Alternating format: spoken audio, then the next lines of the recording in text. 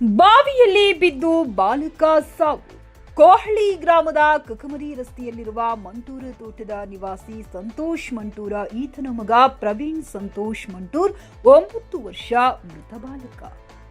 ಈತನು ಕಕಮರಿ ಗ್ರಾಮದ ಗುರುದೇವಾಶ್ರಮದ ಪ್ರಾಥಮಿಕ ಶಾಲೆಯಲ್ಲಿ 3ನೇ ತರಗತಿಯಲ್ಲಿ ವ್ಯಾಸಂಗ ಮಾಡುತ್ತಿದ್ದ ಬಾಲಕ. ಇಂದು ಶಾಲೆಗೆ ರಜೆ ಇದ್ದ ಕಾರಣ ಮನೆಯ ಹತ್ತಿರ ತಮ್ಮನ ಜೊತೆಯಲ್ಲಿ ಆಟವಾಡುವಾಗ ಮನೆಯ ಹತ್ತಿರವಿದ್ದ ಬಾವಿಯಲ್ಲಿ ಆಕಸ್ಮಿಕವಾಗಿ ಕಾಲು ಜಾರಿ ಬಿದ್ದ ಪ್ರವೀಣ್ ತಮ್ಮ ಮನೆಯವರಿಗೆ ಅಣ್ಣ ಬಾವಿಯಲ್ಲಿ ಹೋಗಿ ಬಿದ್ದಿದ್ದಾನೆ ಎಂದು ಮನೆಯವರಿಗೆ ಹೇಳಿದ್ದಾನೆ.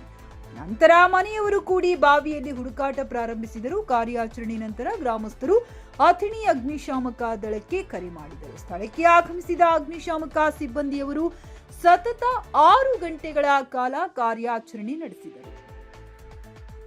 ನಂತರ ಗ್ರಾಮದ ಯುವಕ ಸಂಗಪ್ಪ ಮಾಳಿ ಈತನ ಸಹಾಯದಿಂದ ನೀರಿನಲ್ಲಿದ್ದ ಮೃತ ಬಾಲಕ ದೇಹ ಹೊರ ತೆಗೆದಿದ್ದು, ಈ ಕುರಿತು ಐಗಳಿ ಪೊಲೀಸ್ ಠಾಣೆಯಲ್ಲಿ ಪ್ರಕರಣ ದಾಖಲಾಗಿದ್ದು, ಐಗಳಿ ಪಿಎಸ್ಐ ಚಂದ್ರಶೇಖರ್ ಸಾಗನೂರ ಸಿಬ್ಬಂದಿಯೊಂದಿಗೆ ಸ್ಥಳಕ್ಕೆ ಭೇಟಿ ನೀಡಿ ಪರಿಶೀಲನೆ ನಡೆಸಿದರು. ಘಟನಾ ಸ್ಥಳಕ್ಕೆ ಭೇಟಿ ಅಥಣಿ ಶಾಸಕ ಲಕ್ಷ್ಮಣ ಸವದಿ ಅವರ ಪುತ್ರ ಚಿದಾನಂದ್ ಸವದಿ ಸ್ಥಳಕ್ಕೆ ಧಾವಿಸಿದ ಅವರು ಬಾವಿಯಲ್ಲಿ ಬಿದ್ದ ಬಾಲಕ ಮೃತದೇಹ ಹೊರತೆಗೆಯಲು ಬೇಕಾದ ಸಹಾಯದ ಕುರಿತು ಮಾಹಿತಿ ಪಡೆದುಕೊಂಡು ತಾಲೂಕು ಅಧಿಕಾರಿಗಳ ಗಮನಕ್ಕೆ ತಂದು ಕೂಡಲೇ ಬಾಲಕನನ್ನ ಹೊರತೆಗೆಯಲು ಕ್ರಮ ಕೈಗೊಳ್ಳುವಂತೆ ಸೂಚಿಸಿದರು. ನಂತರ ಬಾಲಕ ಕುಟುಂಬಸ್ಥರಿಗೆ ಸಾಂತ್ವನ ಹೇಳಿದರು.